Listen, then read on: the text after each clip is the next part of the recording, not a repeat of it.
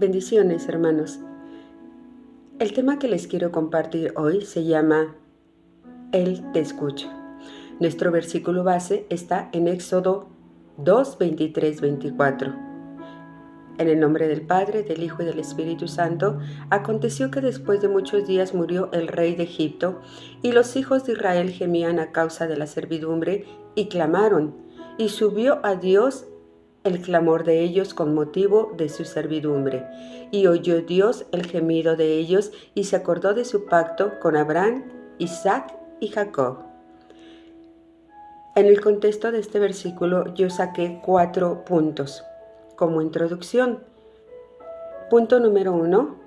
Israel había llegado a Egipto en tiempos de José, bien recibidos por el faraón de entonces. Punto número 2. Con el paso de los años se levantó un nuevo faraón que no conoció a José.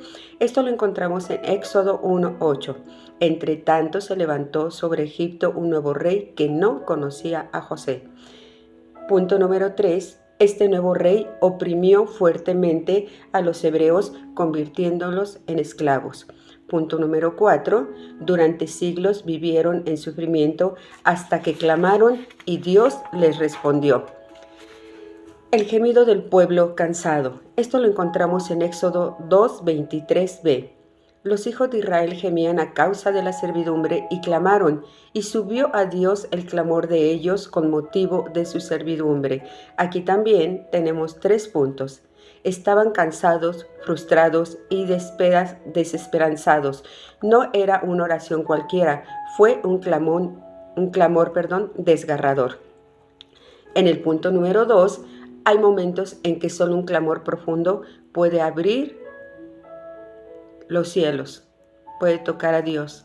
Solamente en nuestro clamor, cuando realmente nos está doliendo. Punto número 3. Así como una madre distingue el llanto real de su hijo entre muchos sonidos, Dios distingue tu clamor entre millones.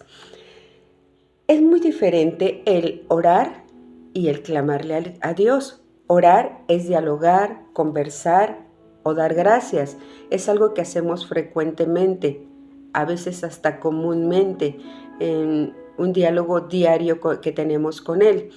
Pero clamar es con vehemencia, intensidad y desesperación en tiempos de crisis o aflicción extrema o un dolor desgarrador.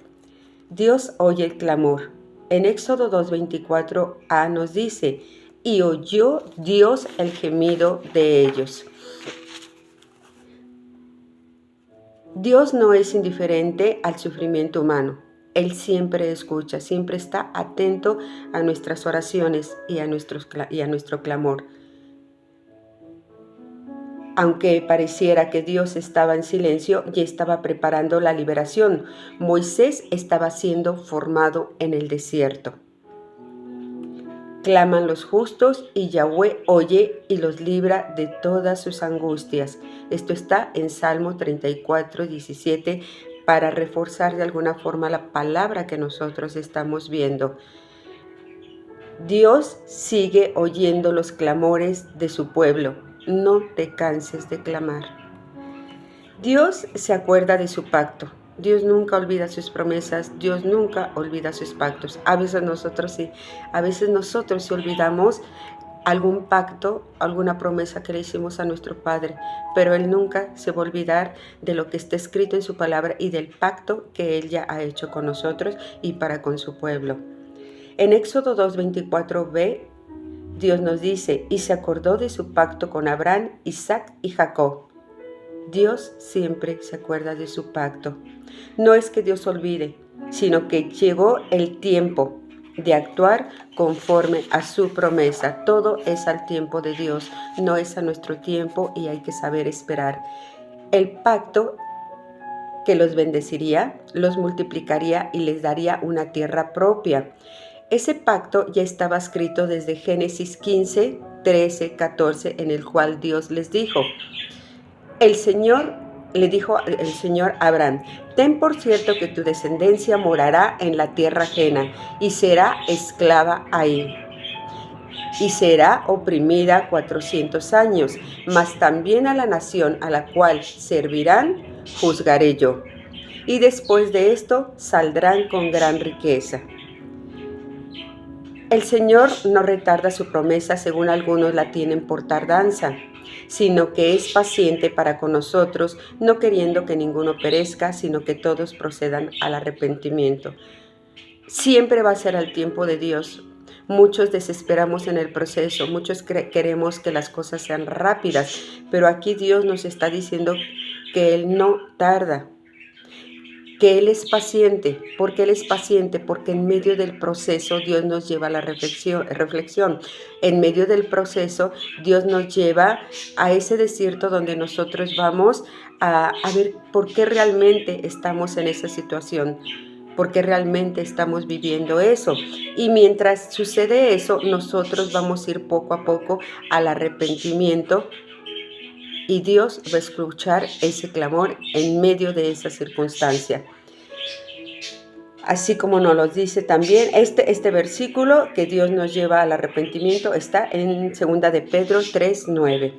Aunque el tiempo pase, Dios es fiel a su palabra.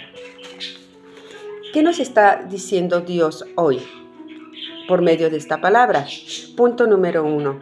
Hay creyentes que hoy se sienten como Israel, esclavizados por cargas emocionales, económicas, familiares o espirituales. Punto número 2.